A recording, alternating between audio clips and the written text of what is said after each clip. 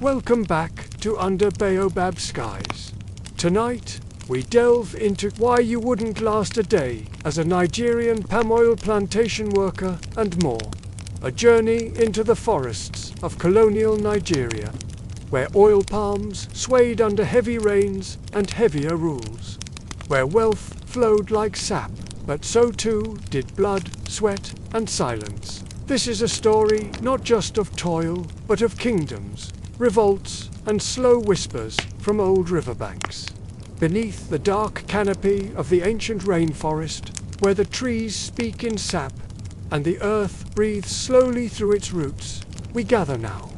Under the soft hum of crickets and the distant hoot of a forest owl, we come to listen. Not to the world as it rushes, but as it remembers. The night air is thick with the scent of damp earth and decaying leaves. It clings to your skin, a constant reminder of the lush, unforgiving landscape that surrounds us. In the distance, the faint rustle of palm fronds whispers secrets of a bygone era, of lives lived and lost in the pursuit of liquid gold. Tonight, I'll take you deep into the world of the palm oil trade in early 20th century Nigeria. This is not the world you see in dusty textbooks or brief museum plaques. No, this is the world you'd feel under your bare feet. The sting of brambles as you trudge through overgrown paths, the weight of a machete in your calloused hands, the sound of your breath racing under the weight of colonial quotas that seem to grow heavier with each passing day. Can you hear it?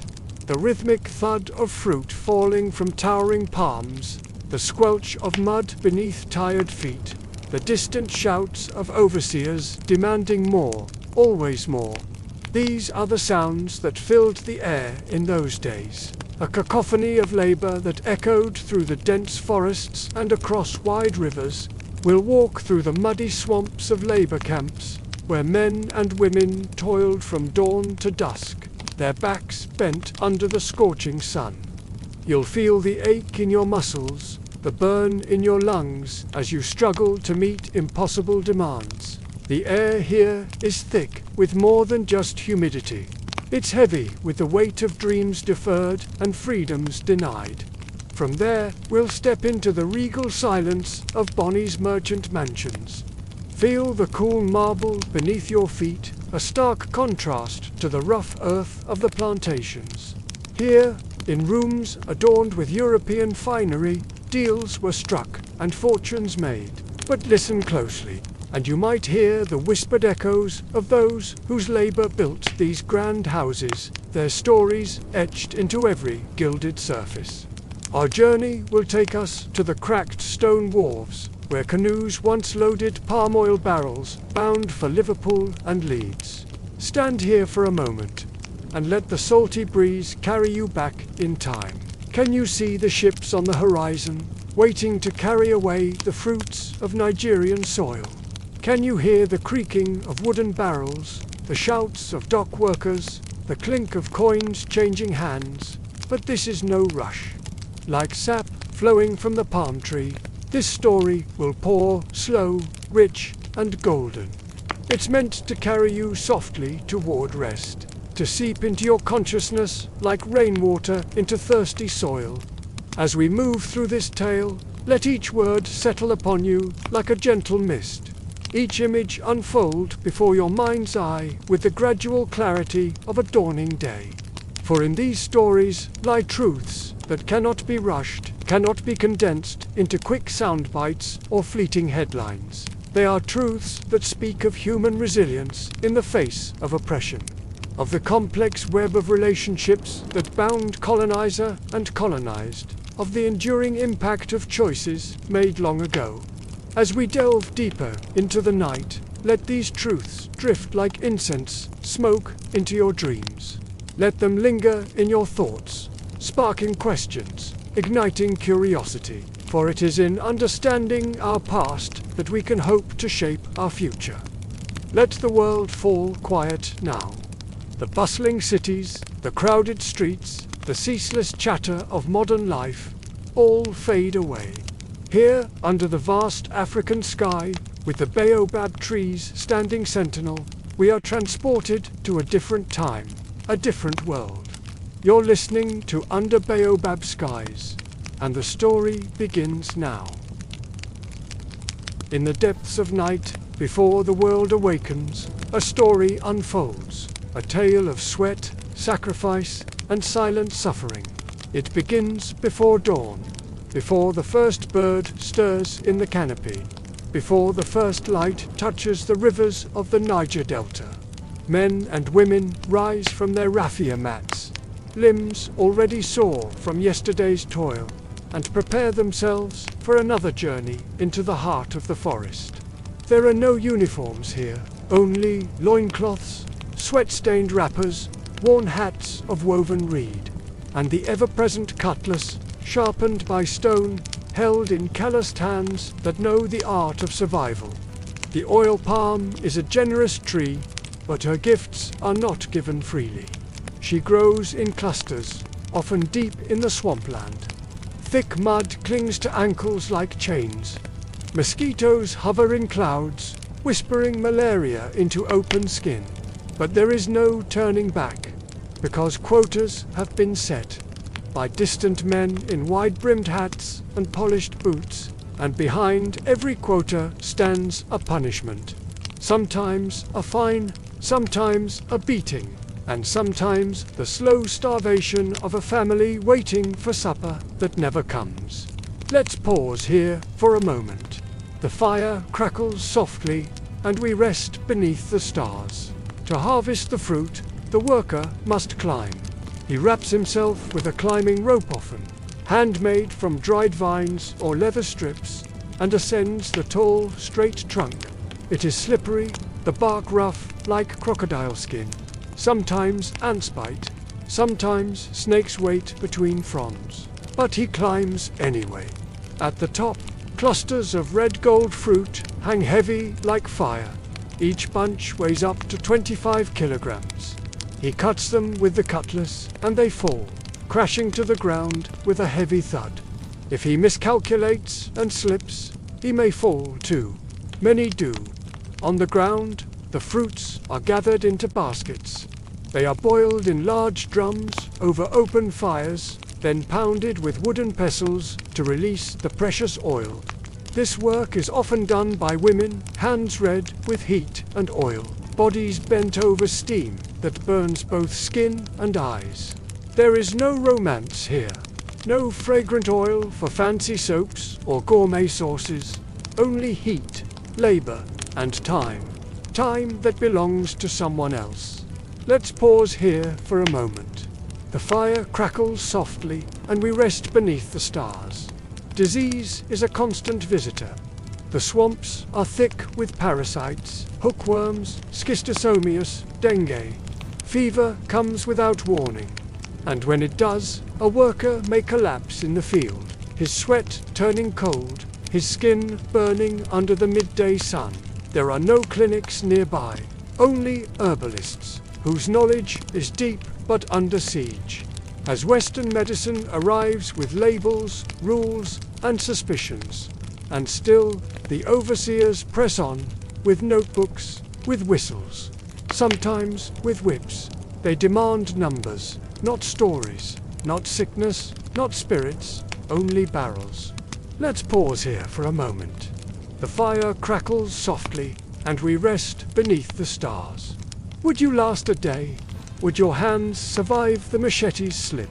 Would your spine endure the climb? Would your stomach hold through the rot, the fever, the swamp? And if not your body, could your soul endure the silence? The knowledge that the wealth created from your labor, from the oil in your fingernails, the sweat in your brow, would be shipped far away to lands you'd never see, used for candles, soap, and profits, while your own children slept hungry. This was the life of the palm oil worker in colonial Nigeria, a life of exhaustion wrapped in empire, a life rarely remembered in its full weight. Tonight, we remember. Let's pause here one last time. The fire crackles softly, and we rest beneath the stars. The sun has not yet risen, but already the air is thick with humidity. In the distance, the faint outline of palm trees emerges from the mist. Shadows move among them.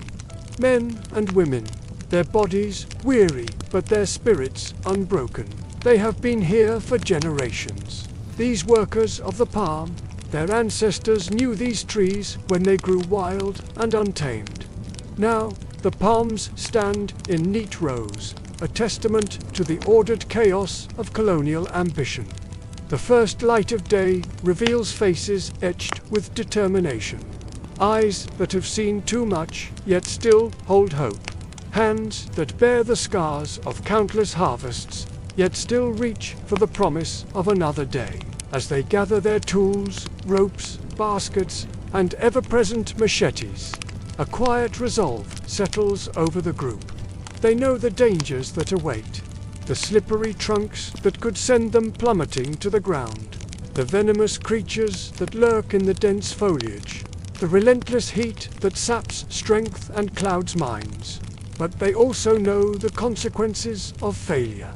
The harsh punishments meted out by overseers who see only numbers, not human beings. The hungry eyes of children waiting at home, their bellies aching for food that may not come. And so they begin their ascent. The first climber wraps his rope around the trunk, testing its strength. With practiced movements, he begins to inch his way up the towering palm. His muscles strain against the rough bark. Every movement a battle against gravity and fatigue. Others follow, spreading out among the trees like a living web. From the ground, their silhouettes look almost peaceful. Dark shapes moving gracefully against the lightning sky. But up close, the reality is far harsher.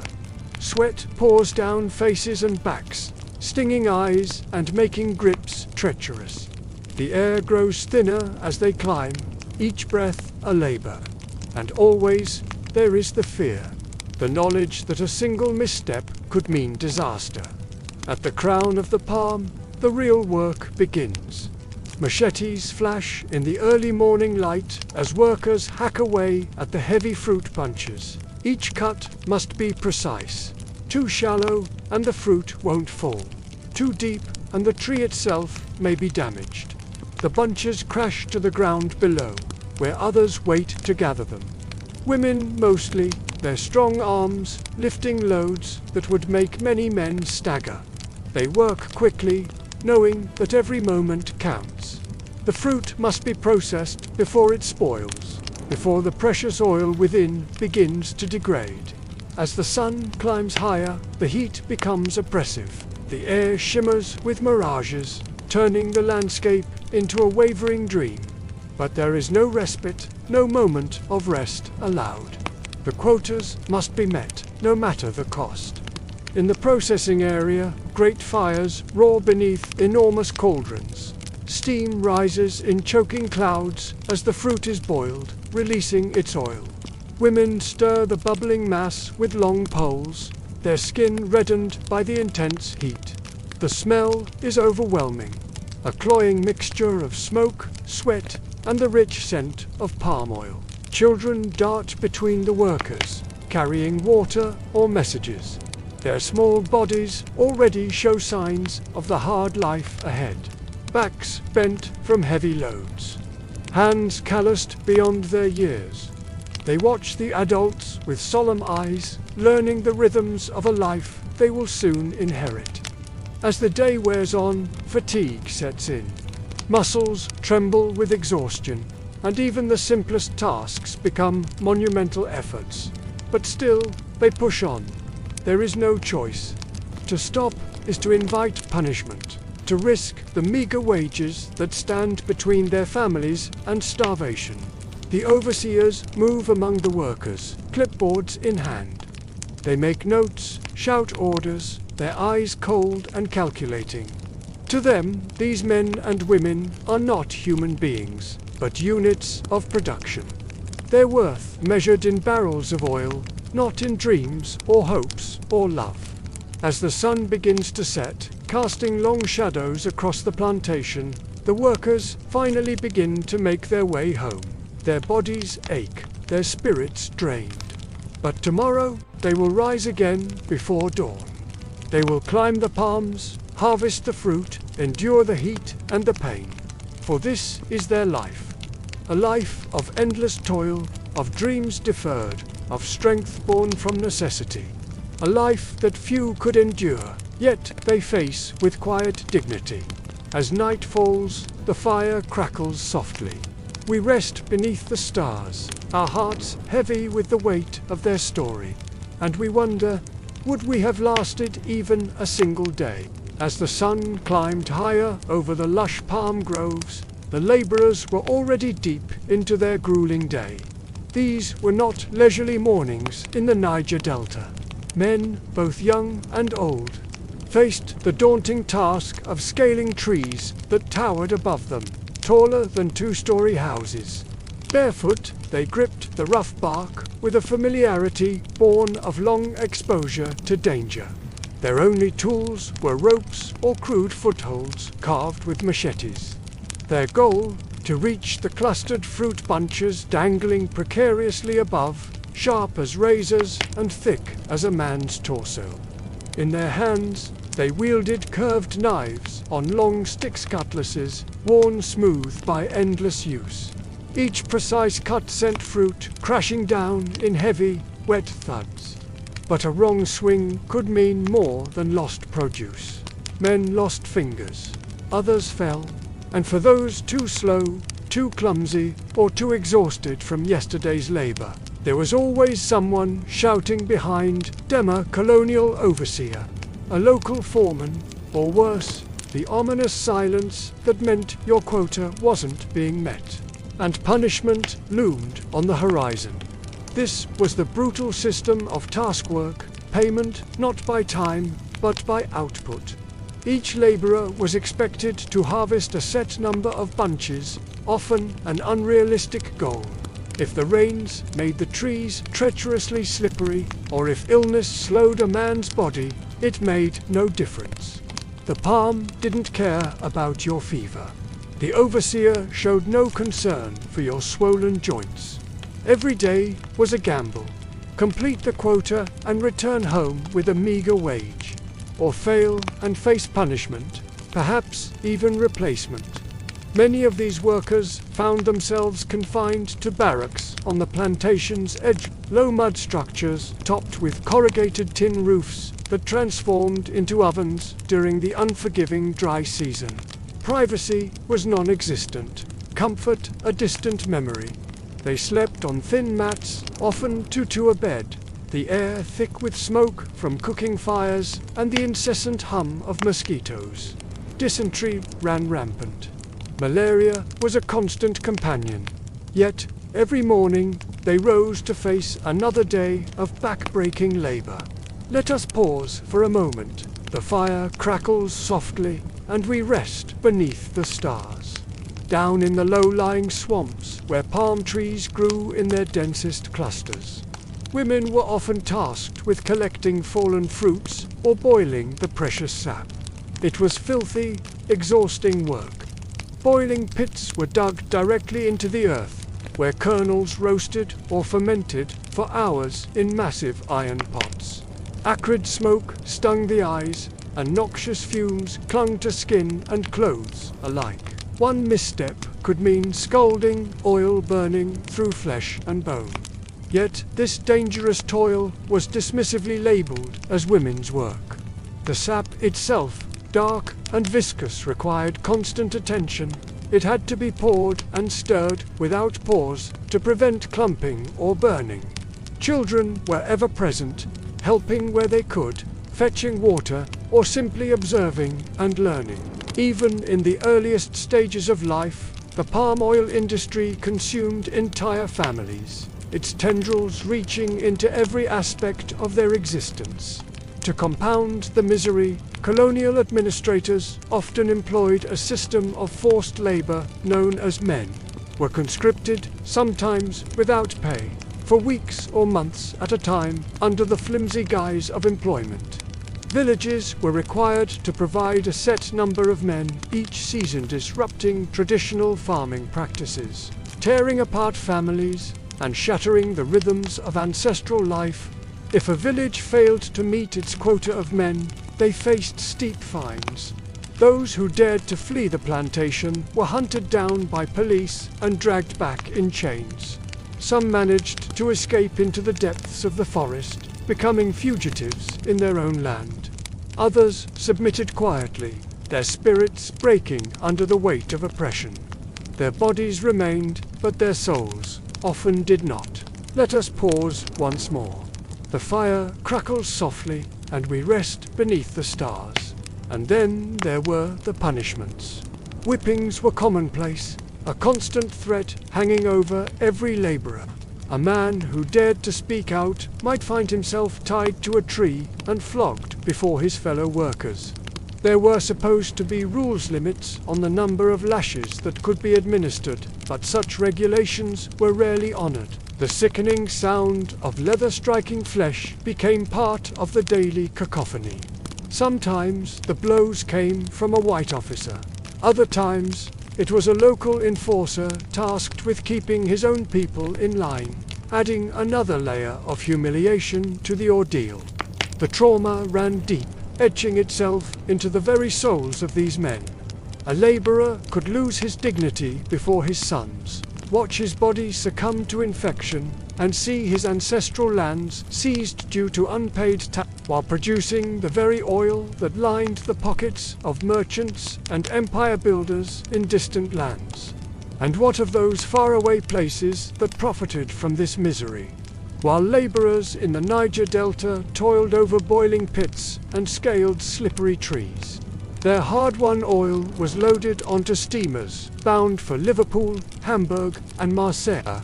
There, it was transformed into candles, soaps, machine lubricants, and even food products. Entire industries grew fat and prosperous off the pain and suffering of men whose names would never grace a ledger or be immortalized on a bronze statue.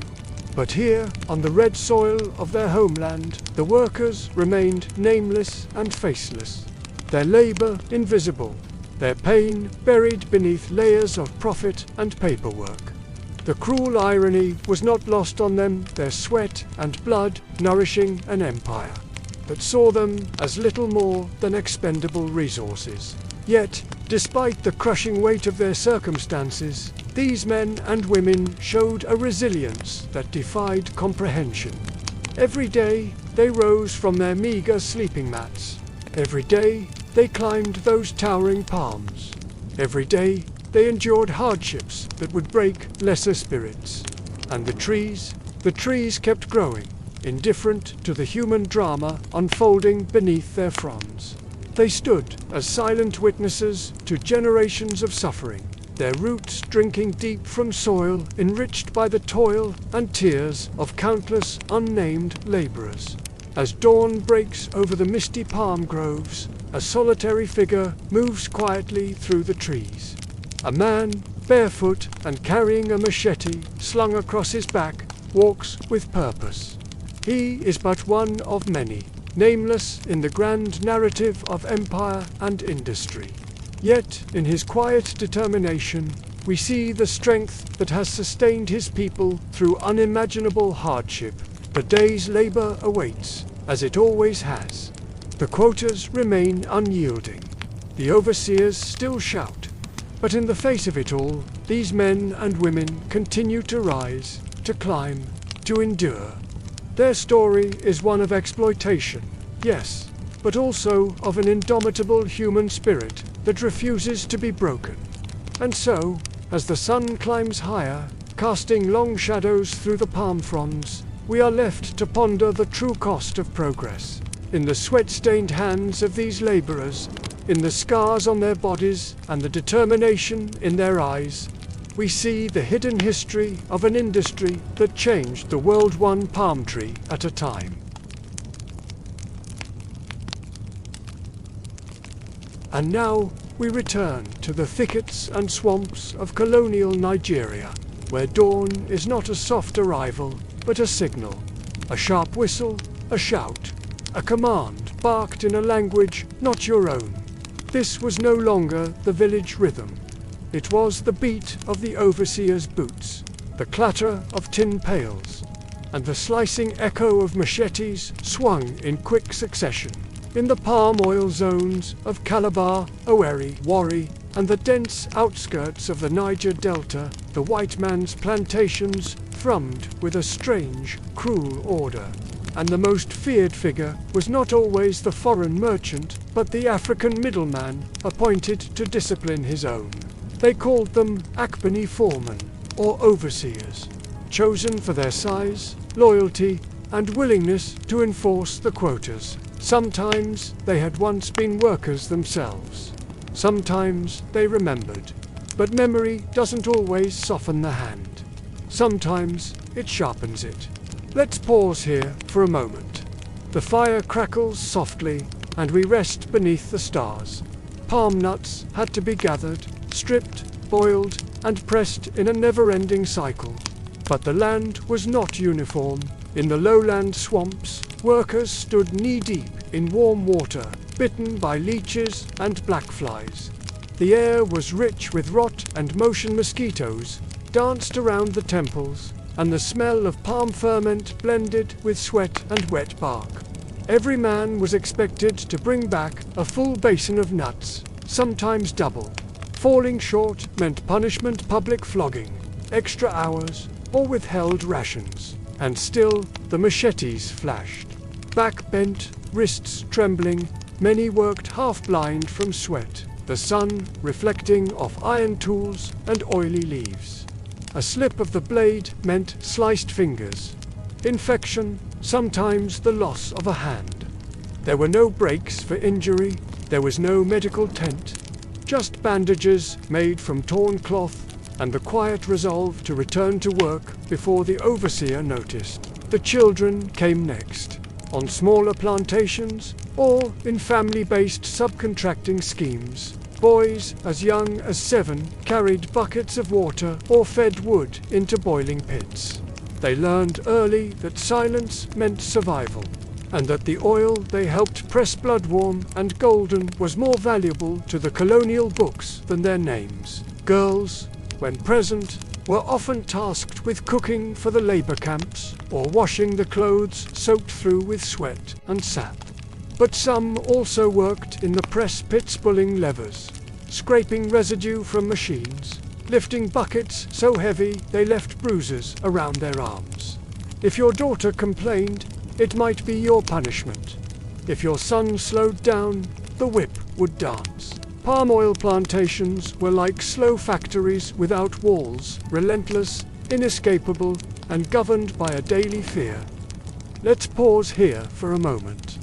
The fire crackles softly, and we rest beneath the stars. Whistles weren't just for start times. They signaled inspections, sudden drills, or the arrival of the European manager. And when he came, everything stiffened. Workers would rush to stand straighter, rinse their arms in the river, wipe their brows. Overseers would issue rapid instructions in both English and local dialects. And the most dangerous thing was to be idle under his gaze. He didn't know your name. He didn't need to. You were quota. You were cost. You were production rate. What he did notice was whether the daily output hit targets. And if not, well, the system allowed for docked pay, for firings, for lashings, quietly arranged, all in the name of discipline. Even the missionaries, many of whom lived nearby often, turned a blind eye.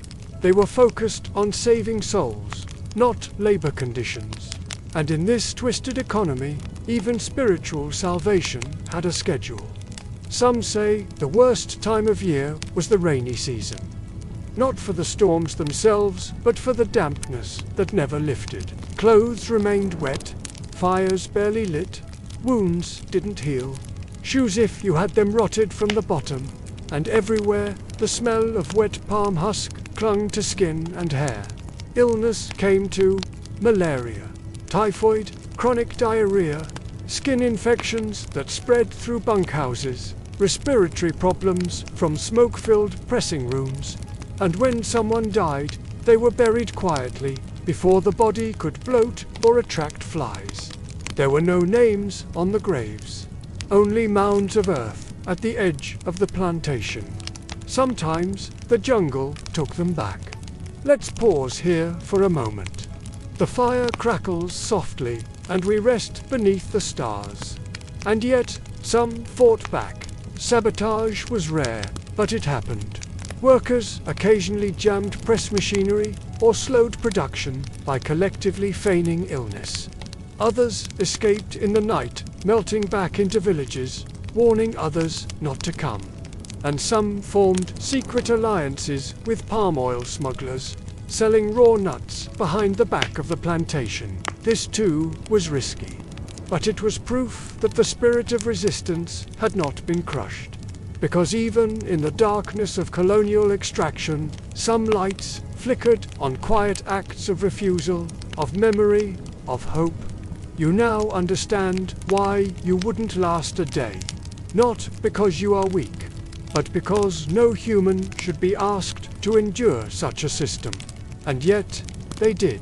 They endured, they remembered, and in time, they retold it to us. Let's pause here, gently. The first part of our journey is complete.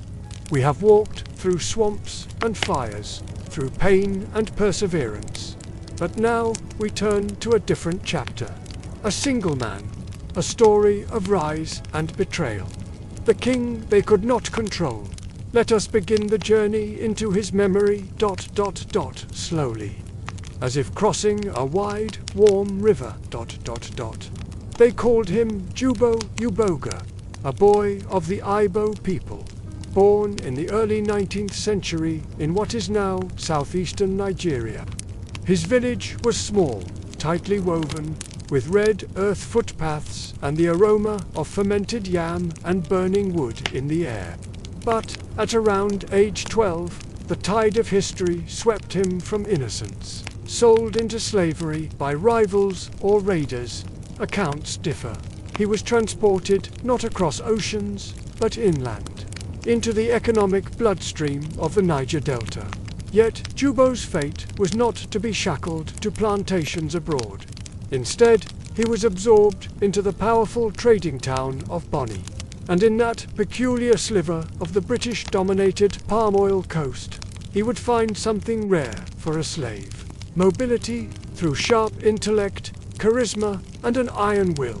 Jubo rose swiftly through the ranks of his master's household, eventually earning his freedom and transforming into a merchant in his own right. He renamed himself Jaja, a short, defiant name. And with it, he cast off the chains of boyhood slavery and began carving out a destiny few could have imagined. Let's pause here for a moment. The fire crackles softly, and we rest beneath the stars. Jaja was no ordinary trader. He learned to speak the languages of commerce, not just Ibo or Ejia, but Pidgin English, and the subtle codes of imperial diplomacy. In Bonny, he quickly became one of the most powerful middlemen between the British ships on the sea and the palm oil producers inland. At the time, Britain's appetite for palm oil had exploded, used not just for cooking, but as lubricant for factory machines and a key ingredient in soap during the height of the Industrial Revolution. Palm oil was gold, and Jaja held the keys to the kingdom. But Bonny was fractious. Its internal rivalries, stoked by British manipulation, eventually boiled over. In the 1860s, after disputes with another faction, Jaja broke away and founded a new settlement, upriver, Opobo. He did not just create a new town, he created a new trade empire. Opobo became a palm oil superpower, controlling over 14 trading houses and monopolizing access to the interior. Jaja became King Jaja of Opobo, crowned by his people. And despite British resistance, he refused to let foreign ships bypass his authority. He demanded that all palm oil traders deal directly with his court. He was firm, polite, and unbending. To the British, this made him dangerous. What made Jar Jar's leadership so remarkable was not only his business acumen, but his ability to combine traditional customs with the new pressures of colonial capitalism. His court maintained rituals, dances, and the age-grade systems, even while importing European cloth, umbrellas, and firearms. His people saw in him a bridge between the old and the new, between ancestry and ambition. But empires do not share power. The British consuls saw Jar Jar's trade monopoly as a threat to their doctrine of free trade. British officials accused him of interfering with legitimate commerce and violating treaties, claims that masked a deeper anxiety about African self-rule. And so, in 1887, under the guise of diplomacy, they invited him aboard a British warship for discussions.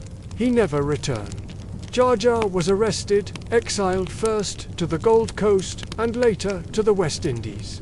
His kingdom was thrown into turmoil. British agents moved quickly to open Opobo's markets to direct British control. The move was cold and efficient. A colonial incision that cut out the African middleman and replaced him with imperial muscle. Let's pause here for a moment.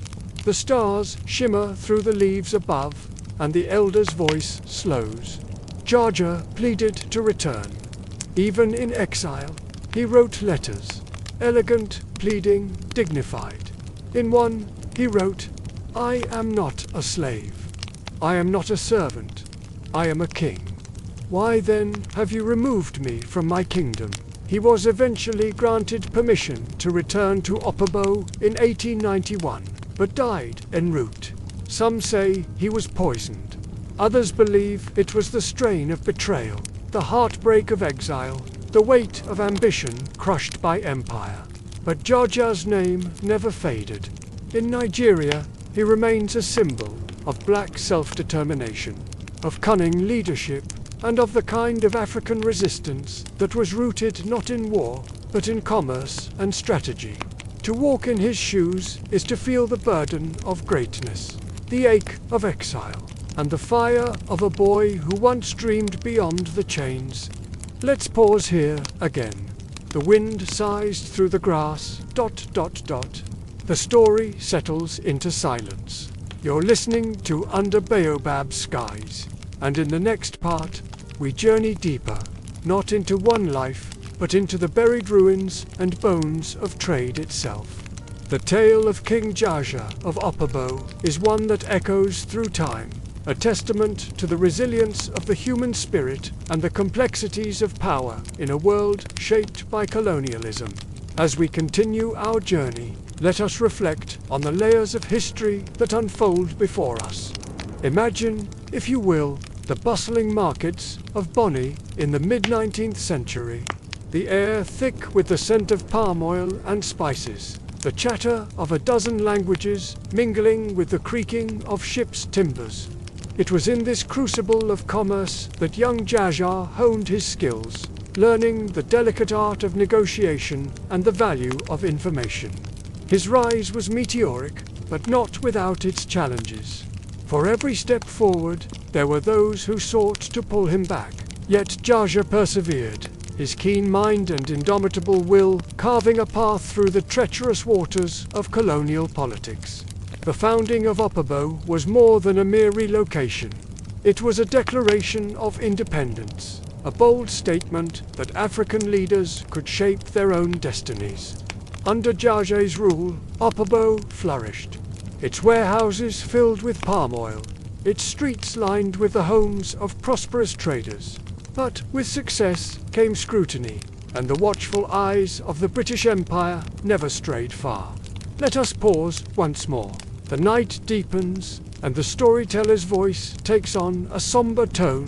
The clash between Jar Jar's ambitions and British imperial designs was inevitable. Two visions of the future, incompatible yet intertwined, locked in a dance of diplomacy and deception. Jar Jar's refusal to bend to British will was both his greatest strength and his ultimate downfall. His exile was a tragedy not just for Opobo, but for the entire Niger Delta.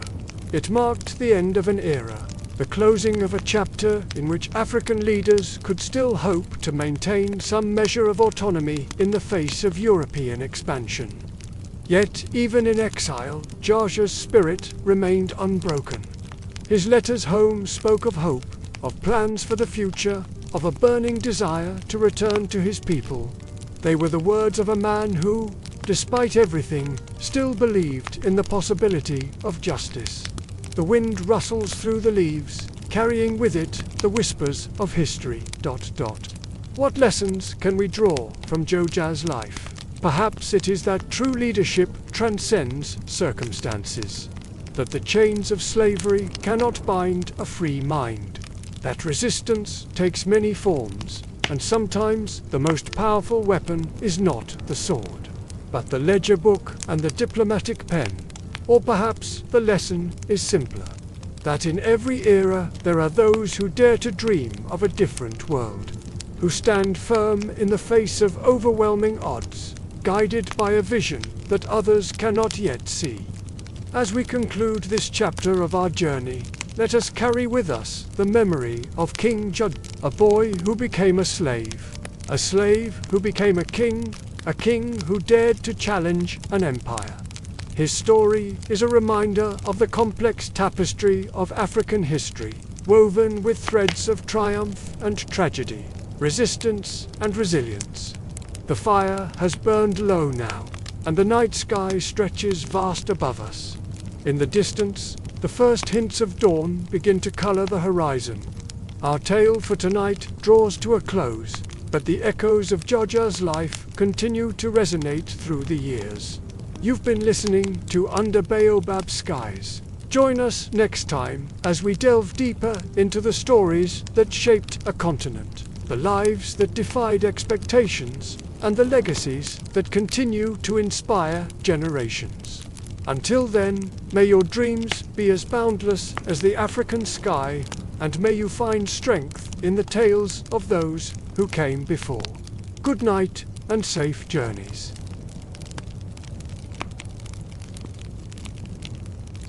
Jaja, a man whose fortune and influence now rose like the tides of the Niger Delta, understood the terrain of commerce as intimately as the rivers he once navigated. While other chiefs waited passively for traders to approach their shores, Jaja sent his emissaries deep into the arteries of the delta, establishing relay points and seizing control of the palm oil flow long before it could reach European ships. His grasp extended beyond mere geography. Jaja comprehended the very psychology of trade. With a deft hand, he united rival canoe houses and offered more equitable levies to those who chose to trade through Opobo rather than Boni, weary of the monopolies and bribes demanded elsewhere. Many traders steered their boats towards Jaja's newly established port. Slowly but surely, he redrew the map of wealth across the delta. Let us pause for a moment. The fire crackles softly, and we rest beneath a canopy of stars, their light reflecting off the dark waters. In the soft light of dawn, carved wooden canoes glide silently past dense mangroves. Black, eye-jawed traders, draped in traditional cloth wraps and crowned with conical hats, guide their vessels through the misty waters. This is the lifeblood of Jaja's empire, a network of commerce as intricate as the roots of the mangrove trees themselves. Jaja's vision extended far beyond mere business. He was a builder of worlds, not just fortunes. In Opobo, he established schools for the children of traders, ensuring that knowledge would flow as freely as palm oil. He insisted on organized systems, courts to settle disputes, protocols to govern interactions, and regulations to maintain order. Visitors to Opobo marveled at the cleanliness of its marketplaces, the orderliness of its streets, and the respectful demeanor of its people. In a region still bearing the scars of slave raids, Opobo pulsed with a newfound dignity. Yet Jaja never forgot the chains of his past. He fiercely rejected British attempts to label him a chief, a term that reeked of colonial puppetry. Instead, he proclaimed himself king, and his people echoed this title with pride. His ascension from slave boy to monarch of commerce stood as a bold rebuke to the world that had once sought to own him. Picture, if you will, a regal black West African man seated beside the Niger River. His traditional dress gleams with gold embroidery and coral beads, a stark contrast to the carved wooden throne upon which he sits. This is Jaja, not as the British wished to see him, but as he truly was. A king in every sense of the word. The watchful eyes of the British never strayed far from Jaja's growing power. Their merchant companies, insatiable in their hunger for control, bristled at his tariffs and independence. They craved palm oil on their own terms, cheap, direct, and unencumbered by African middlemen. To them, Jaja was not a partner, but a barrier to be overcome. As the tides of commerce shifted, so too did the tone of diplomacy. Letters, once warm with pleasantries, grew curt and cold. Ships that once arrived laden with goods now came empty, or worse, refused to dock at all.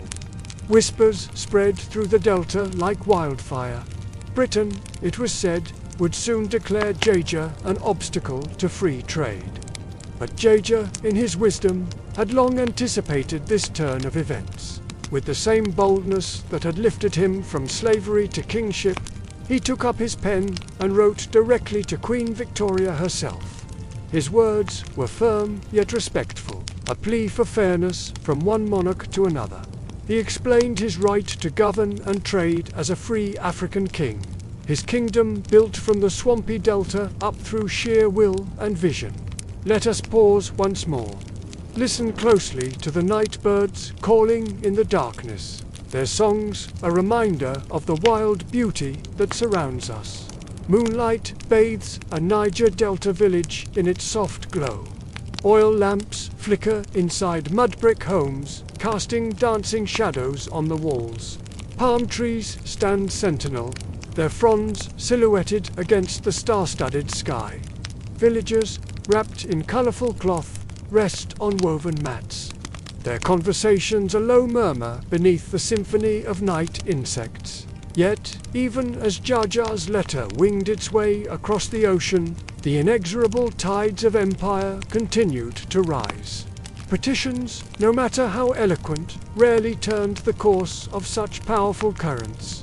In 1887, fate dealt Jaja a cruel hand. The British consul extended an invitation, a gesture of diplomacy, or so it seemed. Jaja boarded a steamer, perhaps hoping for a chance to plead his case in person. Instead, he found himself arrested without trial, without honor. Torn from his kingdom and exiled to the distant West Indies, his people did not abandon him.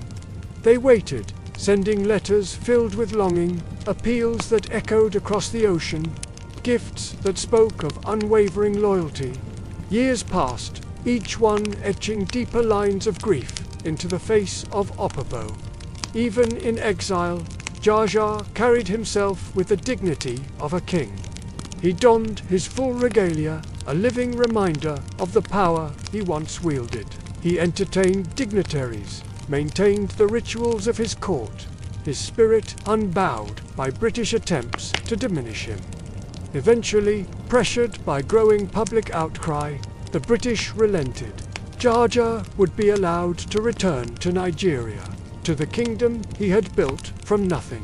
But the rivers of fate, like those Jaja once ruled, are ever-changing and unpredictable. Jaja never saw the shores of his beloved Opobo again. He died on the journey home, his final breaths drawn not in the embrace of his people, but on foreign waters. Some whisper of poison, others claim his heart simply could not bear the weight of hope unfulfilled. The truth, like so much of Jaja's life, remains shrouded in mystery. Opobo mourned. They laid their king to rest with all the honor befitting a man who had risen from chains to reshape an empire. In death, as in life, Georgia's legend only grew, a testament to the power of vision and the indomitable spirit of a people.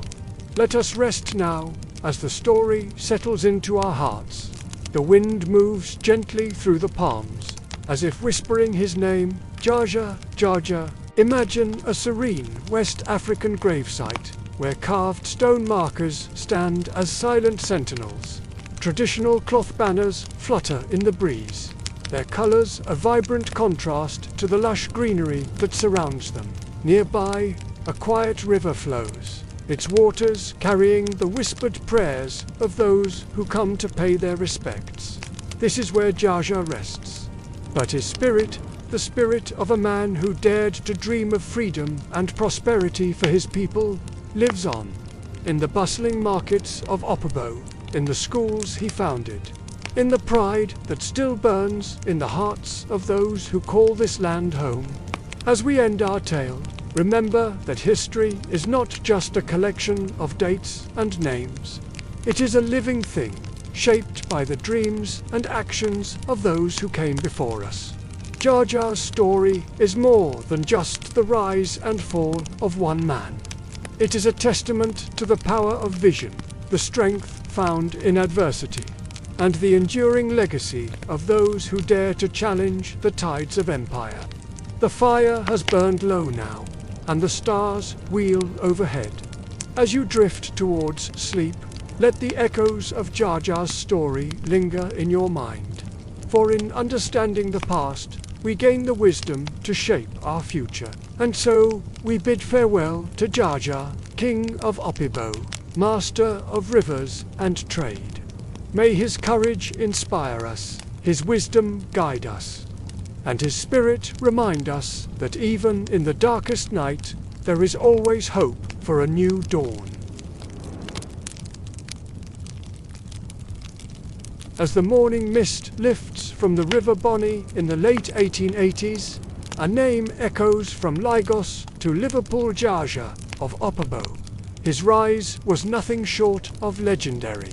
An enslaved Igbo boy turned monarch, a trader turned political force, a man whose grip on palm oil exports threatened to loosen Britain's tightening hold over West Africa. But no story shines forever without its dusk. And dusk was now creeping toward Georgia. At the height of his power, King Georgia refused to be a puppet. He did not bow to British demands for free passage through his territory. Instead, he maintained his own merchant fleet, controlled who docked at Opobo's bustling harbors, and required all foreign traders to deal directly with him. He would not allow his authority to be bypassed by bribes to subchiefs. In London, such defiance was labelled obstructionist. The British consuls in the Niger Delta, frustrated by Georgia's resistance to their free trade policies, began to paint him as a tyrant, a monopolist. They conveniently ignored that he was protecting the rights and economy of his people.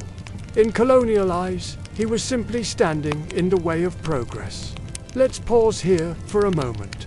The fire crackles softly, and we rest beneath the stars. Picture, if you will, a regal Igbo man in 19th century robes, seated on a carved wooden throne.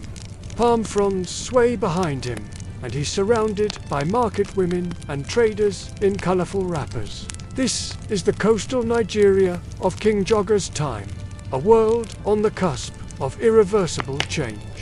In 1887, British consul Harry Johnston arrived in Opobo. His smile was friendly, but his intentions were far from benign. He extended an invitation to Georgia come aboard a British ship anchored near the coast. He said, "Let us negotiate peacefully." The king, ever cautious but ever the diplomat, agreed. It was a decision that would alter the course of history. Once aboard, Georgia found himself not in a meeting room, but in shackles. There was no trial, no warning. Within hours, he was on a ship bound for exile in the West Indies. From the shore, the people of Opobo watched helplessly as their king disappeared across the waters. He was stolen by the very empire he had outmaneuvered for decades. The shock was like a cold wind through the mangroves, chilling every heart that witnessed the betrayal. Who would protect the traders now? Who would stand against the encroaching steamships? Let's pause again. The fire flickers, casting long shadows as we contemplate the weight of this moment. Imagine a 19th century British steamship sailing away from the Nigerian coast at dawn. Small canoes gather near the shore, filled with villagers. Their faces are etched with shock and grief as they watch their world change before their eyes. Jaja spent the next few years in exile on the Caribbean island of St. Vincent. Far from the Niger Delta, he called home. Though given modest comfort, he was a king in chains, cut off from his court, his trade, his homeland. The mighty ruler of Opobo, reduced to a curiosity in a foreign land. But even in exile, Jaja's spirit remained unbroken. He wrote letters, sent pleas to British Parliament. He argued not just for his right to return, but for the people whose economy was crumbling in his absence. With each carefully penned word, he warned of a future where local kings would be stripped of power, and the people ruled not by their own customs, but by distant governors in white coats. Eventually, international pressure mounted. Even some in Britain began to see his treatment as unjust. In 1891, after years of lobbying and debate, the British government finally agreed to allow Jaja to return home. But fate, it seemed, had one more cruel twist in store. On the long voyage back to Nigeria, King Jaja fell ill. Some say it was the unforgiving sea that claimed him. Others whispered of poison in his tea, a final act of treachery. What is known is that he died before he could set foot again on the soil of Opobo, the kingdom he had built from nothing. Let's pause here for a moment. The fire crackles softly, and we rest beneath the stars. Picture a shadowed image of a ship at twilight. In a dimly lit cabin, an elderly black man lies still. Beside his bed rests a royal staff, a symbol of the power he once wielded. Outside the porthole, waves rise and fall gently, indifferent to the passing of a king. Jaja's body was returned to Nigeria, but the spirit that had risen from chains to a crown had already departed. Opobo would never regain its full strength after his death. British free trade policies flooded the Delta with foreign firms, squeezing out indigenous traders. Chiefs who had once been allies of the king now found themselves reduced to ceremonial figures, their real power stripped away. Yet King Jaja's name was never forgotten. Today, statues of him stand proud in Rivers State. Streets bear his name, a constant reminder of his legacy. Among Igbo elders and historians of West African trade, his story is told as a parable of dignity in the face of empire, of wealth built from wit and resilience, and of the heavy cost of defying the tide of colonialism. Imagine a modern-day bronze statue of King Jaja in Opobo, Nigeria. School children in uniforms walk by, perhaps unaware of the weight of history embodied in that metal form. Behind them, the sun sets, painting the sky in hues of orange and purple, a reminder that even after the darkest night, a new day will dawn. Jaja's life, from slave to sovereign, echoes through the mangroves. The leaves still rustle in the breeze, whispering his story to those who will listen. It reminds us that Africa was never silent in the face of colonialism. It negotiated, it fought, it remembered. So, if you ever find yourself in the quiet waterways of the Niger Delta and the evening air turns still, listen closely. You might just hear the ghost of King Jaja whispering from the shore, warning us not to forget the price of freedom, the value of sovereignty, and the power of a people united. His tale is a testament to the resilience of the human spirit, a reminder that even in the face of overwhelming odds, one can rise. From the chains of slavery to the throne of a kingdom, Jaja's journey embodies the struggles and triumphs of a continent. As we sit here, beneath the vast African sky, let us remember, let us honor the memory of a man who dared to challenge an empire, who built a legacy from the sweat of his brow and the strength of his will. For, in remembering Jaja, we remember all those who stood tall against the tides of history. The night deepens around us, the stars above bearing silent witness to our vigil. In the distance, the river flows on, carrying with it the stories of countless generations. And somewhere, in the whisper of the wind, through the palms, in the lapping of waves against the shore, the spirit of King Jaja lives on. Let's rest here for a while. The wind has softened, and the night listens. In this moment of quiet reflection, we honor not just a king, but a symbol of resistance, of pride, of the indomitable will of a people to determine their own destiny. As dawn breaks over the Niger Delta, painting the sky in hues of hope, we carry with us the lessons of Jaja's life. May we never forget the price of defiance, the value of sovereignty, and the power that lies within each of us to shape our own stories. The fire has burned low, but its warmth lingers, and in that warmth we find the courage to face whatever challenges may come, inspired by the legacy of a king who refused to bow. Let's return now to the quiet tide waters of the Niger Delta, where rivers curl like old stories, flowing through time and trade, and the ghosts of canoes and steamships still ripple beneath the surface. Tonight, under the hush of stars, we kneel at the shoreline of memory, where the archaeology of old trade wharfs in Bonny begins to speak. Bonny, known in older centuries as Okoloma, was no ordinary town. It was a kingdom of canoes and commerce, rising from the salt-soaked mangroves of the Niger Delta. Before the oil fields came, and long before the flares lit the sky with orange sorrow, Bonny thrived as a port first in enslaved people, then in palm oil. By the 1800s, its wooden jetties creaked under the weight of trade barrels and colonial ambition. The wharves themselves sometimes nothing more than wood tied with rope and iron nails extended. Into brackish water where paddle boats and riverine traders offloaded their burdens. They were built by hand, by the same hands that tapped the palm fruit, sharpened the machetes, and bore heavy tins of oil across miles of slippery delta mud. Today, those wharves are mostly gone, but not entirely lost. Archaeologists working in Bonny often, in the quieter seasons when waters are low, have unearthed fragments of an old world hidden in the mud.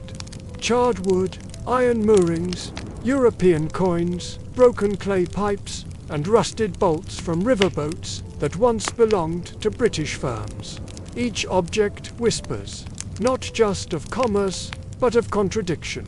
A Nigerian archaeologist kneels in the soft earth, her muddy boots sinking into the riverbank.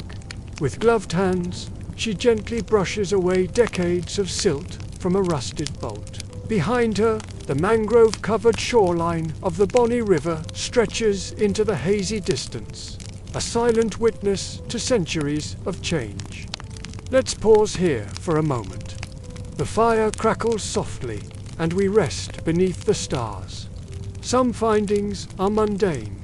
Fragments of wine bottles, broken ceramics, handles from imported pots, or salt-glazed jugs marked Liverpool 1874. Others are more haunting. Manacles, scorched earth beneath old fire pits, and beads once used to trade not for palm oil but for people. Bonny's soil remembers what many history books would rather forget. Yet not all is sorrow. Some artifacts tell of vibrant life. Locally made pots with bold geometric carvings, Fishing hooks shaped with cunning craftsmanship, and ivory carvings used in ritual exchange. It was a place of convergence British trade and Ijaw tradition. Christian churches ringing bells beside ancestral shrines. Beneath the shade of towering palm trees, a group of Ijaw women gather. Their vibrant wrappers and intricate coral beads catch the dappled sunlight. Seated on carved wooden stools, their fingers move deftly, weaving mats from palm fronds. As they work, stories flow, tales of ancestors, of the river's moods, of a changing world. And so the trade wharves became more than loading docks. They were contact zones, where African porters met European traders, where bonny kings negotiated with chartered companies, where interpreters, dock hands, and spiritual leaders all stood upon the same slippery boards. They echoed with languages: Ebony, English, Portuguese, Hausa, Uba. These docks connected not only goods, but worldviews. Palm oil barrels left the delta, but European clothing arrived. Books, guns, medicines, church, hymnals all flowed through these harbors. So did ideas of resistance, profit, betrayal, and survival. The archaeology confirms it. Bonny was no silent victim of empire. It was an active, if uneasy, participant. Let's pause here for a moment. The fire crackles softly, and we rest beneath the stars. In a dim shrine tucked away in the heart of the Niger Delta, time seems to blur. Wooden carvings of ancient Ijaw River deities stand in silent communion with a weathered Christian cross. Candles flicker, casting dancing shadows that speak of a complex spiritual history where old beliefs and new faiths found an uneasy coexistence. Sometimes, even what isn't found tells a story. Many of the wharves were burned during colonial takeovers or rival wars. The Kingdom of Bonny experienced internal strife, especially during the Palm Oil Wars. Some docks were ducted, others simply rotted into the marsh. Even still, divers occasionally pull up brass bells, broken spectacles, and clay tobacco pipes. One such pipe, found near the remains of a collapsed dock, bore an engraving, "May we prosper under the Queen." Whether gifted or traded, it was a symbol of the times.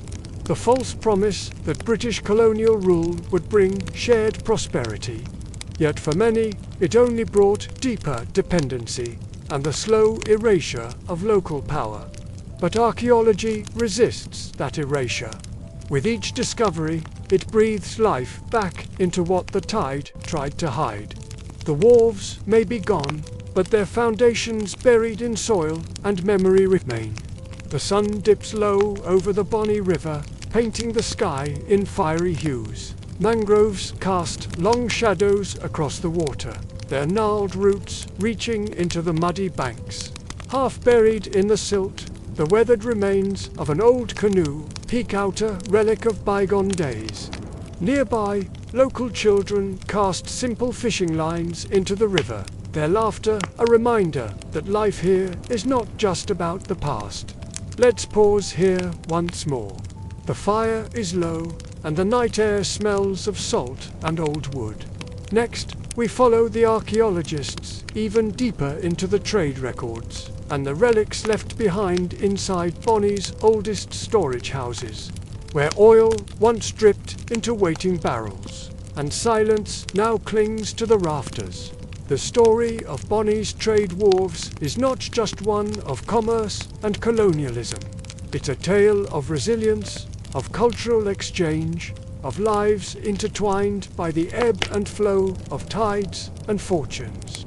As we sift through the layers of history, we uncover not just artifacts, but echoes of voices long silenced. In the quiet of the Delta night, if you listen closely, you might hear them still: the creaking of wooden planks under heavy loads, the splash of paddles cutting through brackish water, the haggling of traders in a dozen tongues, the whispered prayers of those facing an uncertain future, These wharves were more than mere structures of wood and iron. They were bridges between worlds, portals through which cultures collided and merged. European ledgers may have recorded quantities of palm oil and ivory, but they could never capture the full complexity of the lives that passed over these docks. As archaeologists carefully catalogue each find, they piece together a mosaic of Bonny's past. Fragments of imported china tell of changing tastes and social aspirations. Cowrie shells speak of ancient trading networks that stretched across continents. A child's toy, perhaps dropped in haste during a hasty departure, reminds us of the human cost of economic upheaval. The wharves of Bonny bore witness to joy and sorrow, to triumph and tragedy. They saw fortunes made and dynasties toppled. They felt the weight of progress and the burden of oppression. In their weathered planks lay the story of a people adapting, resisting, surviving. As we delve deeper into Bonny's archaeological record, we must ask ourselves, what lessons can these old wharves teach us about our present? How do the echoes of past trade shape the rhythms of modern life in the Niger Delta? What ghosts still haunt these shores, demanding to be heard? The fire has burned low now, embers glowing softly in the night. The tide is turning, water lapping gently at the remnants of old pilings. Tomorrow, the work of uncovering Bonny's past will continue, each careful brushstroke revealing another page in this complex story. But for now, we sit in reverent silence, listening to the whispers of history carried on the salt-tinged breeze. The wharves of Bonny may be gone, but their legacy lives on in the soil, in the stories, and in the spirit of a people who have always known that the true wealth of the Niger Delta lies not in its oil, but in the enduring strength of its culture and the resilience of its people. As the stars wheel overhead, we are reminded that we too are but a moment in time, our own stories destined to become the archaeology of future generations. What will they find when they dig through the layers of our lives? What tales will our own wharves, real and metaphorical, tell of who we were? The night deepens, and the ghosts of old Bonny fade back into memory. But the work of uncovering, of understanding, of honouring the past it never truly ends. For in these fragments of wood and iron, in these shards of pottery and glass, we find not just the story of a place, but reflections of our shared humanity.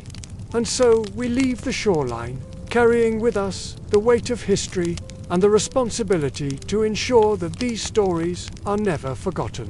For in remembering the wharves of Bonny, we remember ourselves, our struggles, our triumphs, our endless capacity for change and renewal. The tide continues its eternal dance, washing away and revealing, a constant reminder that nothing is truly lost to Timaeus, long as there are those willing to listen, to learn, and to remember. In the sacred workshops of Ife, where silence reigned supreme, broken only by the faint whisper of chants or the distant toll of a bell, a mystical process unfolded, a technique both ordinary and extraordinary. Loss wax casting. This was no common bronze work. This was the method that allowed the artisans of medieval Ife to capture the human visage with a precision that continues to baffle modern scientists. Every contour, every line, every tribal mark, and every subtle expression was not merely molded, was breathed into eternal existence. The process began with the gentle shaping of soft beeswax, a labor of love that often spanned days. This wax model, a fleeting embodiment of the sculpture's essence, captured the very spirit and character of its subject. With hands guided by generations of ancestral wisdom, the artisans pressed life into the wax intricate braids cascading down sculpted heads, proud ridges adorning noble foreheads, even the delicate flaring of nostrils caught in a moment of breath. Each model was not just a creation. It was a meditation, a dialogue between the artist and the unseen forces that guided their hands. As the wax took form, so too did the ritual begin. Layer upon layer of fine clay was applied with reverent care, each coating a prayer, each brushstroke a whispered incantation. Slowly, deliberately, the outer shell formed a chrysalis of earth that would cradle the memory of a face, holding it safe until its rebirth in bronze. In the golden light of afternoon, as the village bustled with life beyond the workshop walls, skilled hands worked their magic. Fingers danced across the wax, etching lines of age, pressing dimples of laughter, carving the very essence of a soul into malleable form. The air hummed with the ambient sounds of life children's laughter, the rhythmic pounding of yam, the distant call of a hornbilol, seeming to infuse the wax with the vitality of Ife itself. Once the clay shell had dried, hardened by time and imbued with purpose, came the moment of transformation. The mold was placed into the eager embrace of fire, and within its crucible, the wax, that temporary vessel of identity, melted away, leaving behind a perfect void. This hollow space was more than mere absence. It was potential, a womb of creation waiting to be filled. And then the moment of truth arrived. Molten bronze, a river of liquid fire, glowing with the intensity of 1,000 suns, was poured into the waiting clay shell. It hissed and steamed as it claimed the form that wax had once held, filling every crevice, every detail with its molten embrace. The very air seemed to hold its breath as the metal cooled, solidifying into a permanent echo of the face it now embodied. When at last the clay casing was broken open, it revealed a miracle in bronze, a face returned from the realm of wax, reborn into eternal metal life. The likeness was uncanny, eerily alive in its stillness. Eyes that seemed to hold the wisdom of ages, lips forever poised to speak ancient truths, cheekbones that could have been warm flesh mere moments ago. What leaves modern observers in awe is the sheer precision of these creations. Contemporary metallurgists, armed with the most advanced scanning technology, find themselves humbled as they search in vain for flaws in these ancient bronzes. There are no seams to betray the process, no bubbles to mar the surface, no inconsistencies in the distribution of metal. How did the craftsmen of medieval Efe achieve such flawless perfection without the aid of modern tools and knowledge? Some scholars posit theories of multiple inner molds, of ingenious ventilation systems hidden within the clay. But the truth remains elusive, a testament to the skill and secrecy of those ancient artisans.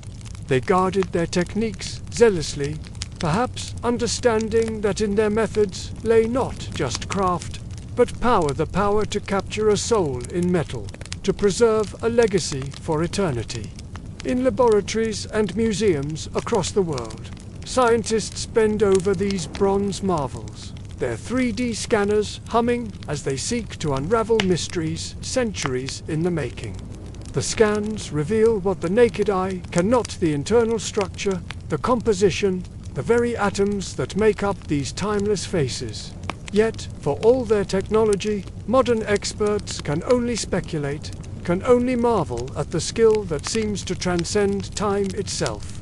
As we gaze upon these bronzes in hushed museum halls, we are not merely looking at artifacts, we are peering into a philosophy, a worldview where metal could house the breath of life, where wax was but a whispered blueprint of a person's very essence. Each bronze head was more than a mere likeness. It was a vessel for memory, an anchor for royal lineage, a physical manifestation of divine right. In the belief systems of ancient Ife, the soul was not confined to flesh and bone. It could inhabit metal, could reside in the carefully crafted contours of a bronze visage. These heads were placed in shrines not as mere decorations or even as simple representations. They were spiritual conduits, ensuring that the presence of ancestors remained close, that the wisdom of the past continued to guide the present. To truly understand these bronzes is to step into a world where the boundaries between the physical and the spiritual were fluid, where art was not separate from life but an integral part of it. The artisans who created these masterpieces were not just craftsmen.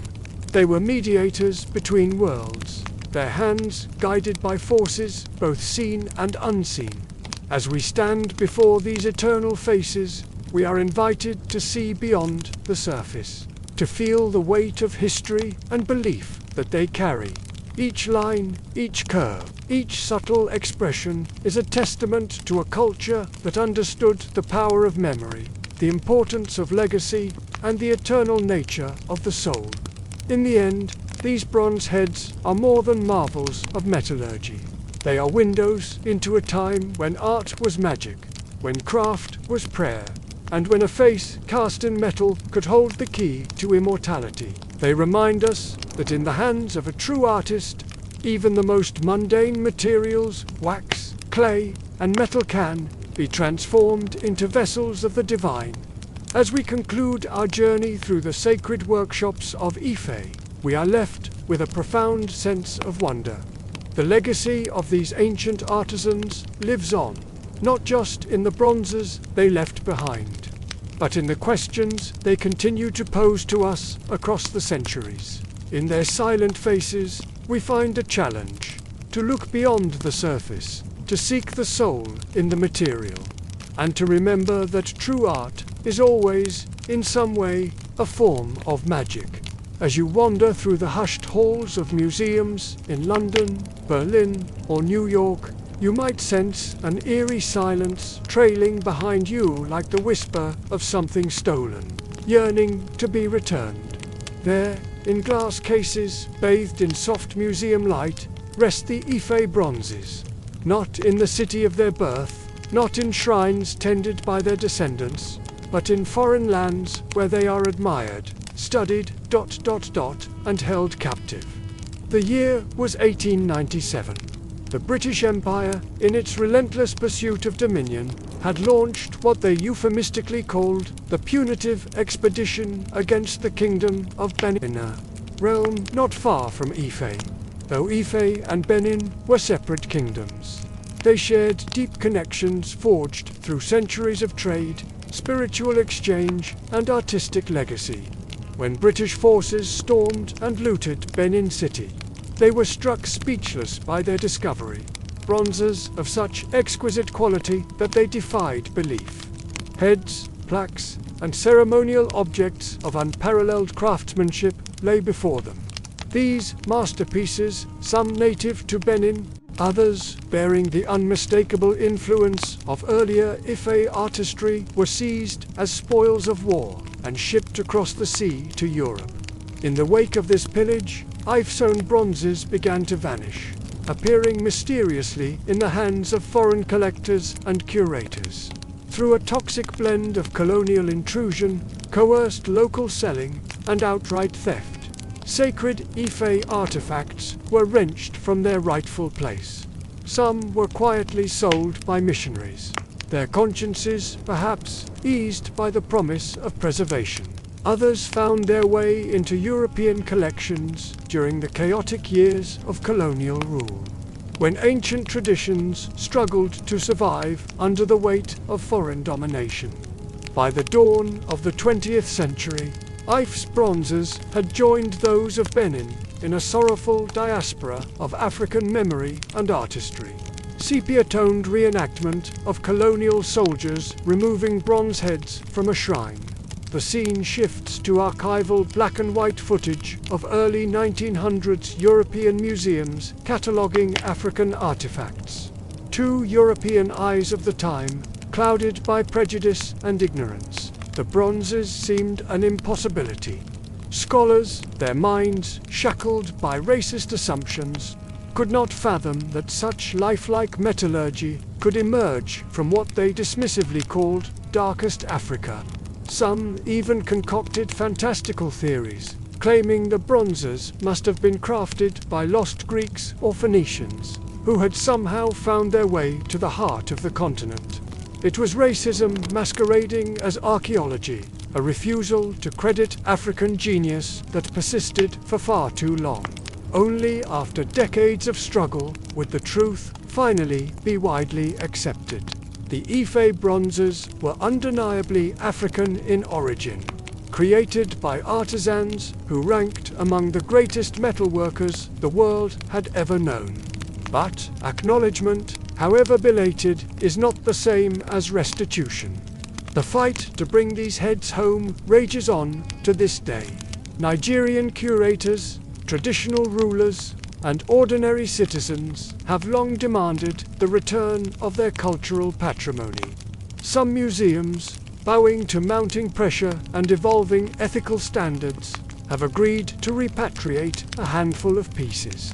Others continue to stall, hiding behind legal loopholes and offering vague promises of future cooperation.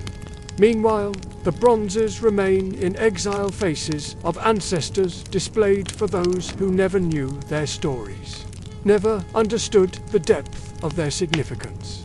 Footage of recent repatriation ceremonies in Nigeria, elders praying over returned bronzes, with crowds gathered and Yoruba music playing softly in the background. And so, the bronzes wait. Their eyes, cast in metal centuries ago, have borne witness to the rise and fall of empires, to the sanctity of shrines and the sterility of museum halls, to the ravages of war and the slow march of justice. They are silent sentinels, guardians of a greatness that refused to be extinguished and bearers of a grief that spans continents. Yet they endure, carrying within their bronze forms the indomitable spirit of the people who created them. Perhaps one day, in a future not too distant, they will at last return home. Not merely to be looked at as curiosities or relics of a primitive past, but to be known, again truly known, by the soil that nurtured their creators and the people who still carry the echoes of ancient songs in their blood. To be welcomed back to the land where wax was once transformed into bronze, where metal was imbued with the breath of life and the wisdom of ages. As we contemplate these exiled masterpieces, we must confront uncomfortable truths about the legacy of colonialism and the ongoing struggle for cultural restitution. The story of the Ife bronzes is not confined to the past. It is a living narrative of loss, resilience, and the quest for justice that continues to unfold in our time. Consider the profound disconnect between the reverence these artifacts receive in Western museums and the gaping void left in their absence from their rightful homes. In London or New York, they are marveled at as examples of primitive art. Their true context and spiritual significance often overlooked or misunderstood, but in Ife, their absence is a wound that has not healed, a constant reminder of the violence of colonialism and the ongoing imbalance of power in the global cultural landscape. The arguments for keeping these treasures in Western institutions often cite better preservation facilities or wider public access. But such reasoning rings hollow when we consider the right of a people to their own heritage, to the tangible links to their ancestors and history. What is the value of preservation if it comes at the cost of severing a living culture from its roots? Moreover, the retention of these looted artifacts perpetuates a narrative of cultural superiority that has no place in our modern world. It suggests that African nations are incapable of caring for their own heritage, a notion steeped in the same racist ideologies that justified colonialism in the first place. This paternalistic attitude ignores the strides made by Nigerian museums and cultural institutions, many of which now boast world-class facilities and expertise. The repatriation of the Ife bronzes is not merely about the return of objects. It is about restoring dignity, acknowledging historical wrongs, and taking concrete steps towards a more equitable global cultural exchange. It is about recognizing that these are not just beautiful artifacts, but living embodiments of a people's spiritual and cultural identity. As we look to the future, there is reason for cautious hope. The global conversation around the repatriation of cultural artifacts has gained momentum in recent years. Some institutions have begun to reassess their collections and their responsibilities. The return of even a few pieces has been met with jubilation in Nigeria, demonstrating the profound emotional and cultural significance of these homecomings. Yet the path forward remains fraught with challenges. Legal battles, diplomatic negotiations, and the sheer inertia of centuries-old institutions all stand in the way of widespread repatriation. The process is slow, often frustratingly so for those who have waited generations to see their heritage returned. But the bronzes themselves teach us a lesson in patience and perseverance. They have endured for centuries through upheaval and change, never losing their power to inspire awe and connection. Perhaps, in their quiet dignity, they offer a model for how we might approach this complex issue with steadfastness, with respect for the depth of history, and with an unwavering commitment to justice. As we conclude our reflection on the Ife bronzes and their troubled journey, let us imagine a future where museums around the world collaborate not to hoard cultural treasures, but to facilitate their return and to create new models of cultural exchange. A future where the brilliance of Ife artistry is celebrated not just in distant lands, but primarily in the place of its birth, where it can inspire new generations of Nigerian artists and thinkers.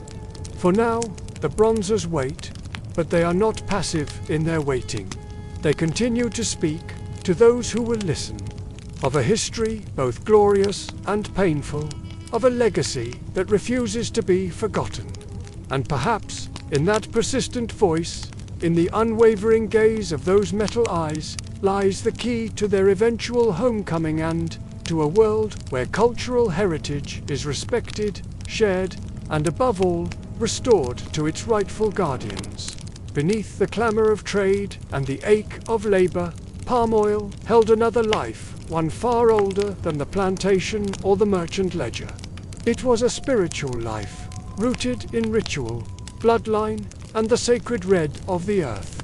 Before it was a commodity, palm oil was a covenant. Among the Yoruba, Igbo, Ido, and many others, palm oil was and still is a bridge between the visible world and the ancestral one. It is not merely oil, it is a symbol, a language, a vessel for prayer and presence. When a child is born, palm oil is used to bless the forehead, the feet, and the mouth, to mark a safe journey into life. When death comes, it is palm oil that anoints the body, sealing it for its return to the realm of spirits. In the quiet corners of villages, where time seems to slow and the air hangs heavy with tradition, palm oil flows like liquid sunlight. It seeps into the cracks of ancient rituals, binding generations in a crimson thread of continuity. Here, in the heart of Africa, the oil is more than sustenance. It is the lifeblood of culture, the essence of identity. Imagine, if you will, a Yoruba priest, his hands steady and eyes focused, as he carefully anoints an Orisha statue. The red oil glistens in the flickering light of sacred flames, each drop a prayer, each smear a whispered secret to the gods. The statue comes alive under his touch, the deity awakening to the call of its people. In another village, a solemn procession winds its way through narrow paths. A life has ended, but the journey continues. Mourners, their faces etched with grief and reverence, approach a humble doorway. With reverent hands, they smear red palm oil on the threshold. Final farewell. a blessing for the departed soul as it crosses into the realm beyond. And in the cool shade of a forest clearing, an elder prepares a shrine. His movements are slow, deliberate, each gesture weighted with the wisdom of ages. Kola nuts are arranged with care, their patterns speaking a language only the initiated can understand. Beside them, bowls of palm oil catch the dappled sunlight, ready to carry the prayers of the living to the ears of the ancestors. In libations and offerings, palm oil is poured alongside gin, kola, nut, or blood. It coats sacred icons, beads, and masks with a brilliance that catches the eye of both gods and men. It is used in divination rituals, Orisha worship, and ancestral consultations. For some, it is the only acceptable oil to cook sacred meals for deities. The scent of palm oil mingles with incense and wood smoke, rising to the heavens in spirals of devotion. In the hands of a diviner, it becomes a mirror to the future, its surface rippling with possibilities and warnings. The priest peers into its depths, reading the messages of Orunmila, decoding the cryptic language of destiny. As twilight descends, a ceremony unfolds beside a river. The water murmurs secrets as old as the earth itself, and the air thrums with the energy of the unseen. Palm oil is poured into the current, a golden offering to the river goddess. It spreads across the surface like liquid fire, carrying the hopes and fears of the community downstream. In a humble home, a grandmother sits with her granddaughter, their silhouettes soft in the fading light. With gentle hands, she dabs palm oil on the child's wrist.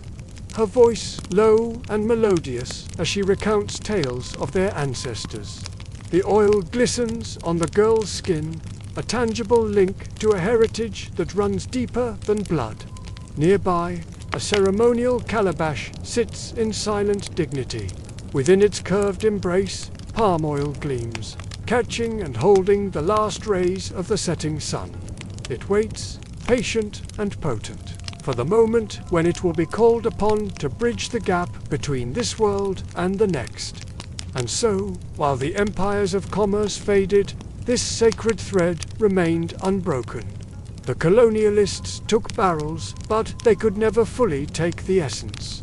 Even today, you'll find palm oil in altars tucked behind modern houses, in clay pots hidden in the forest, in whispered prayers offered under the moon. This spiritual role of palm oil outlasted the greed of kings and the hunger of companies. It remained personal. It remained African. In the face of change and upheaval, it stood as a testament to the resilience of belief, the power of tradition to weather the storms of history. In bustling cities, where skyscrapers pierce the sky and cars choke the streets, you might think these ancient ways have been forgotten. But look closer. In the shadow of progress, the old rituals persist. A businessman in a crisp suit pauses before an important meeting to touch a drop of palm oil to his lips, invoking the protection of his ancestors. A young woman, educated abroad, returns home to participate in a coming-of-age ceremony, where palm oil marks her transition into adulthood. The red oil flows through the veins of African spirituality, connecting the present to a past that refuses to be forgotten. It is a reminder that some things cannot be bought or sold, that the true value of a substance lies not in its market price, but in its ability to touch the soul. In the quiet moments before dawn, when the world holds its breath in anticipation of a new day, palm oil sits in sacred vessels, ready to play its part in the eternal dance between the seen and the unseen. It is in these moments that one can truly understand why palm oil was never just economic, it was elemental. It bound the soul to soil and the living to the dead. As the first light of morning breaks over the horizon, painting the sky in hues that mirror the rich red of palm oil, we are reminded of the cyclical nature of life, death, and rebirth. The oil that anointed the newborn will one day bless the departed, a constant presence in the great wheel of existence. In the end, the story of palm oil is not just one of trade routes and profit margins. It is a story of faith, of identity, of the unbreakable bonds between people and their beliefs. It is a reminder that in the heart of every commodity there beats the pulse of human experience, complex, profound, and ultimately sacred.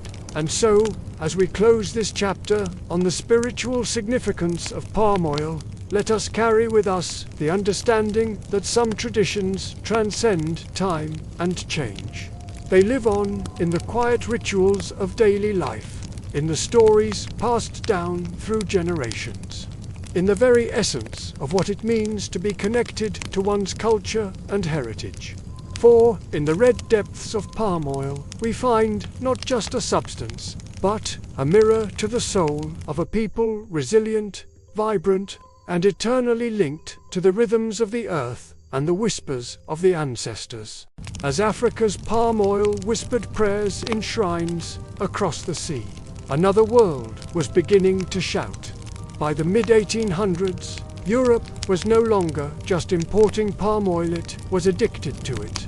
It began quietly, like a gentle breeze before a storm. British ships came first, their sails billowing with the promise of trade. Then came the French, their vessels laden with fine silks and wines. The Portuguese followed, their hulls creaking with the weight of spices and gold.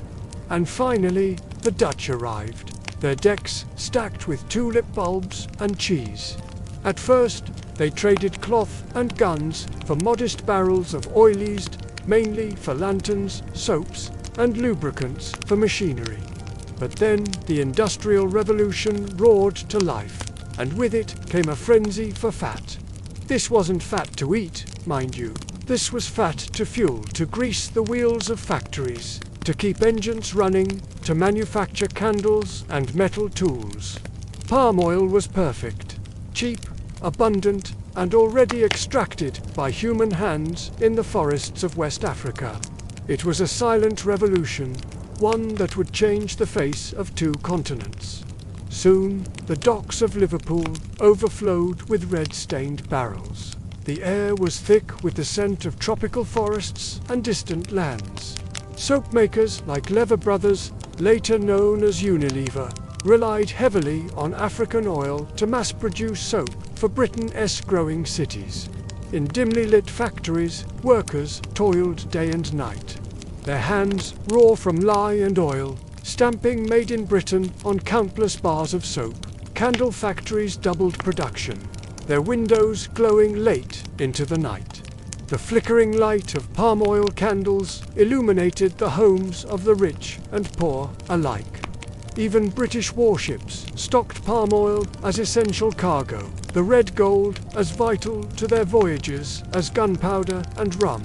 From the factories of Manchester to the back alleys of Paris, this African oil was quietly powering a modern empire. Picture, if you will, an 1800s British factory floor. The air is thick with steam and the acrid smell of industry. Massive gears turned slowly, their teeth glistening with red-streaked oil. Workers move about like ants, their faces streaked with sweat and grime. In the corner, a foreman oversees a group of laborers as they hoist barrels marked with exotic stamps onto waiting carts. But the silence of this boom was deliberate. European companies rarely advertised that their profits were soaked in African labourlet, a lone African ritual oil. It became known as red gold, though no one dared say why it was red. The truth was too uncomfortable, too raw for polite society to acknowledge. The economic demand reshaped African coastal cities. Places like Bonny, Calabar, and Lagos became commercial hotspots, their once quiet shores now bustling with activity. Some local rulers got rich, building grand palaces and amassing fleets of European ships. Others became enslaved by the very trade they entered. their fortunes as fleeting as the morning mist. European ships brought not just money, but missionaries, contracts, and betrayal. The old ways of life began to crumble, replaced by a new order that few understood and even fewer controlled. In the bustling ports, European merchants in crisp suits shook hands with local chiefs adorned in traditional regalia. The contrast was stark, a visual representation of two worlds colliding. Imagine a Nigerian coastal port in the mid-1800s. The air is thick with the scent of salt and palm oil. European ships crowd the harbor, their masts reaching towards the sky like fingers grasping for wealth. On the docks, barrels of palm oil are being loaded onto ships, each one stamped with the seal of a different European nation. In the background, a soap factory belches smoke into the air, its windows glowing with the promise of progress. By the end of the 19th century, palm oil had become so vital to global industry that wars were fought over its roots. The red gold flowed like blood through the veins of empire, nourishing some and draining others. European powers, hungry for full control, moved from trade partners to colonial masters. The transition was as smooth as it was devastating. The oil that once anointed sacred shrines was now anointing machines of empire. In the factories of Europe, it lubricated the gears of progress. In the colonies, it greased the wheels of oppression.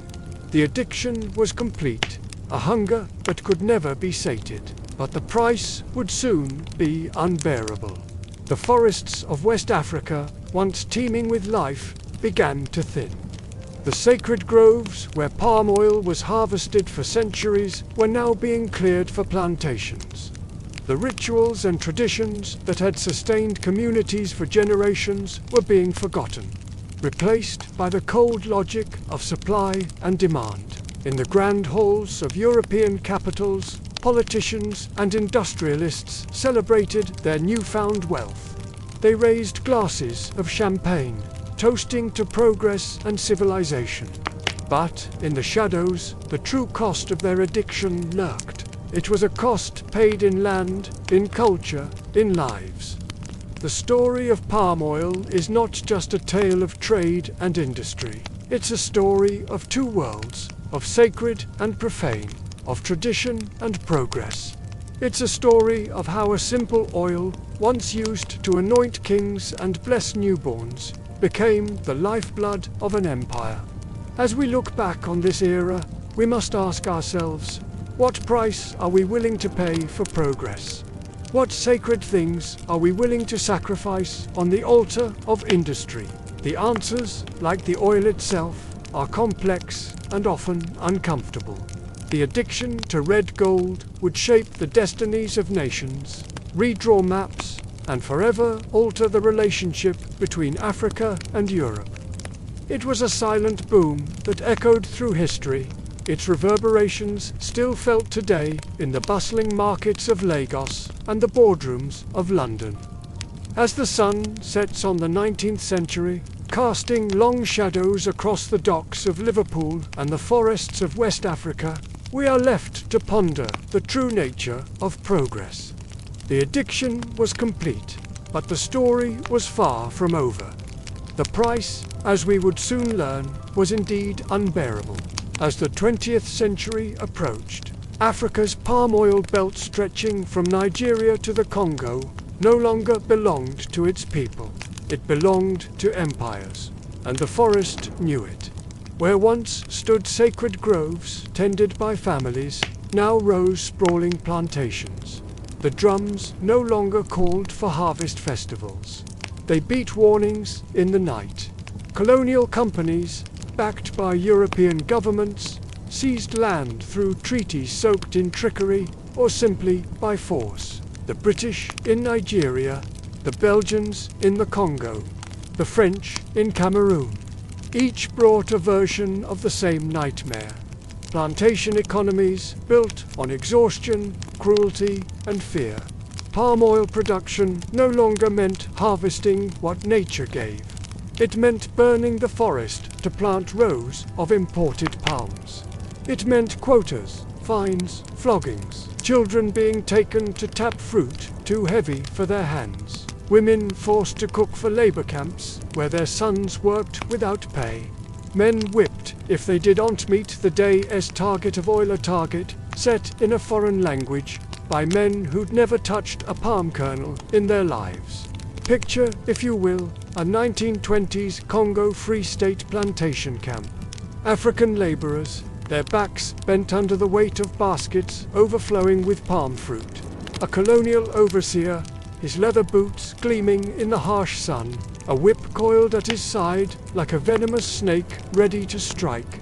In the distance, smoke rises from a burned forest, the remnants of an abandoned village shrine barely visible through the haze.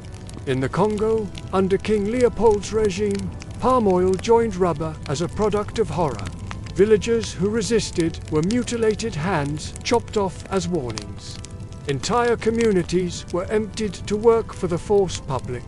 Elders whispered that the oil was cursed now, that it no longer carried prayers but blood. The stories that emerged from these plantations were nightmares made real. Workers spoke of quotas impossible to meet, of children collapsing under loads meant for grown men. They told of women torn from their homes, forced to cook for the very camps that imprisoned their families.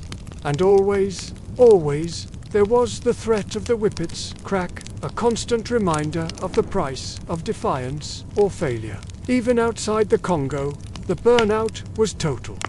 In Nigeria, resistance leaders like Funmilayo Ransom Kuti began to speak out not just against colonial rule, but against the ruin of traditional livelihoods.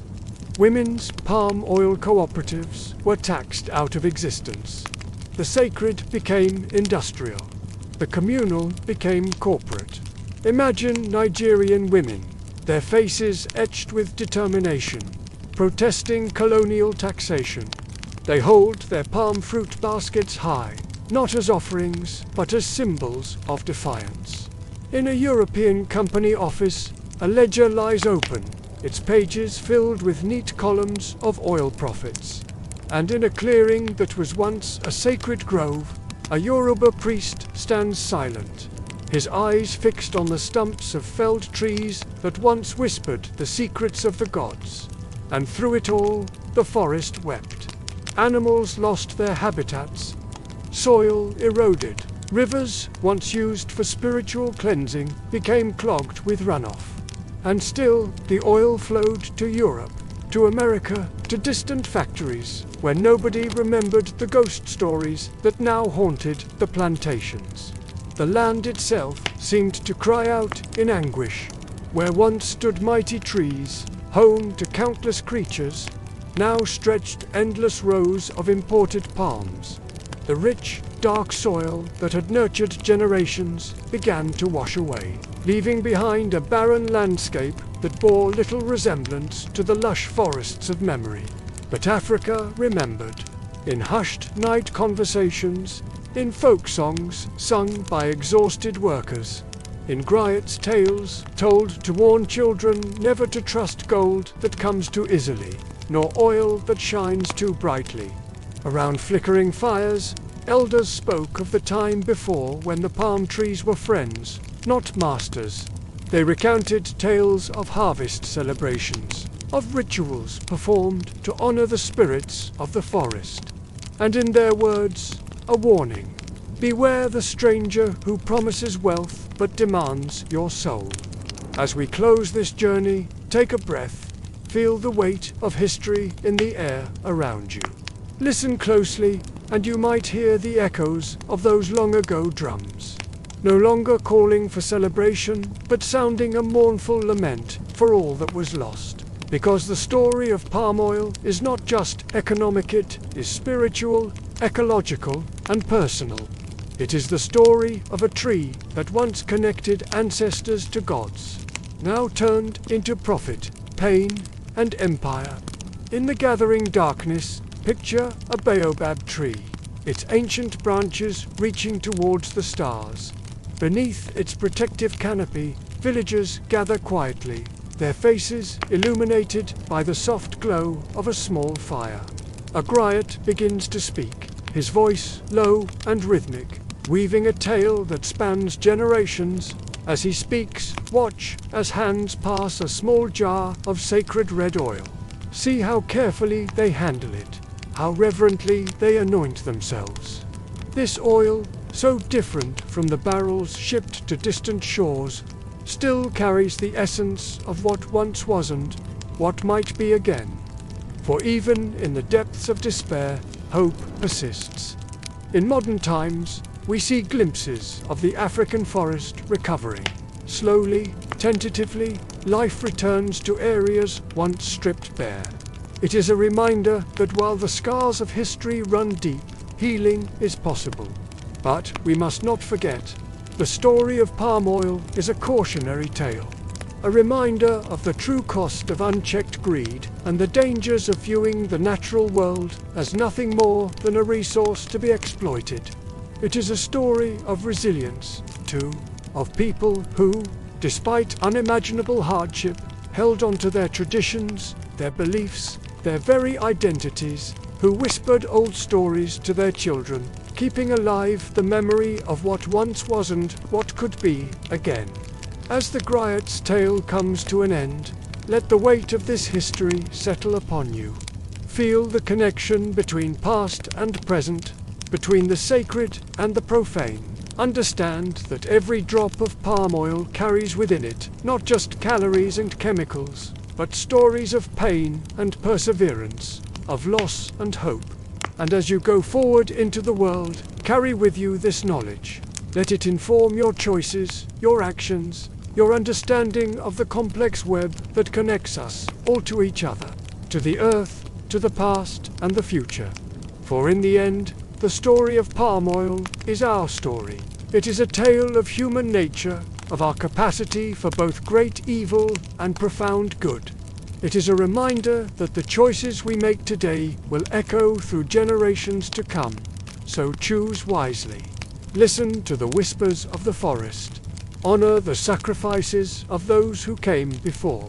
And always, always remember that sometimes the brightest shine hides the darkest shadows. As the night deepens and the fire dies down, the villagers disperse, each carrying a piece of the story with them. And in the distance, if you listen closely, you might just hear the rustle of palm fronds, in the breeze a gentle reminder that even after all this time, the forest still speaks. It is up to us to listen. Tonight, under the quiet hush of the baobab leaves, we followed a journey, not just of bronze and beauty, but of power, exile, and return. Our tale began in the blistering heat of the Nigerian south, where young men once swung machetes through palm oil plantations, their sweat mixing with colonial ambition. We crossed into Ife, where fire met metal and spirit met formware. Artisans cast not just faces, but philosophies. We witnessed how looters and empires interrupted that sacred story, lifting objects out of shrines and into silence. And we stood at the feet of the Ife head itself, asking not just what it is, but who it remembers. Across these chapters, one truth rises like a drumbeat. Africa was never empty, never without memory, never without mastery. The bronzes we've explored were not mere decorations or curiosities. They were living testaments to a rich cultural heritage, each piece a thread in the tapestry of African history. These masterpieces were not created to impress European eyes or to validate African artistry in the halls of Western museums. No, they were born of a deeper purpose. They were made to impress the gods, to honor the ancestors, and to inspire the unborn. Their intricate details were not exercises in vanity, but acts of profound reverence. Their presence in shrines and palaces was not mere decoration, but a form of spiritual protection. And when they were stolen from their rightful places, the theft was not just of physical objects. It was a robbery of spirit, of identity, of connection to the past. But now, as we stand at this crossroads of history, something is turning. The winds of change are blowing, carrying with them the scent of justice long overdue. The bronzers are beginning to come home. Slowly, yes, piece by piece, memory by memory, through legal battles fought in distant courtrooms, through cultural movements that echo across continents, and through the unwavering heartbeat of a generation that refuses to forget. This return is not just about objects finding their way back to display cases. It's about restoring the sacred to the soil that birthed it. It's about reconnecting threads of identity that were violently severed. It's about allowing these bronzes to speak again in the language of their creation, to whisper their stories to those who can truly hear them. As we near the end of our journey tonight, I invite you to pause. Close your eyes for a moment and think of the bronze not as cold metal, but as warm memory. Imagine the artisan who cast it in darkness, whispering prayers into clay. Picture the altar it once guarded, the hands that poured libation over its surface, the people who sang its name in reverence. Can you see it? A shrine being quietly rebuilt at dawn, bronze heads placed gently on ancestral altars as village elders watch in silence. This is not just a scene from the past or a hope for the future. It is happening now, in small ways and large, as communities reclaim their heritage and rewrite the narrative of their own history. Remember this: no matter how far stolen history travels, the soil remembers, the people remember. And one day, the bronze will rest again not behind glass, but beneath the stars of its own sky. It will feel the warmth of the sun it was born under, hear the songs of the people it was created for. This journey we've taken together is more than an exploration of art or history. It's a reminder of the power of memory, the strength of cultural identity, and the unbreakable bonds between a people and their heritage. It's a call to action, to continue the work of restoration and reconciliation. As you drift into sleep tonight, carry with you the weight of this story. Let it settle into your dreams, inspiring you to look at the world around you with new eyes, to question the origins of the objects that surround us, to seek out the untold stories, to listen for the voices that have been silenced. You're under the baobab skies now. Sleep deeply, dream widely, and may the ancestors guide your rest. For in your dreams, perhaps you'll hear the whispers of the bronzes, telling tales of kingdoms and creators, of exile and return. And when you wake, may you carry with you the resolve to be part of this ongoing story of reclamation and rebirth. Until we meet again, under these same stars, remember, the journey of the bronzers is not over. It is, in many ways, just beginning. And each of us has a role to play in ensuring that these sacred objects and the stories they carry find their way back home.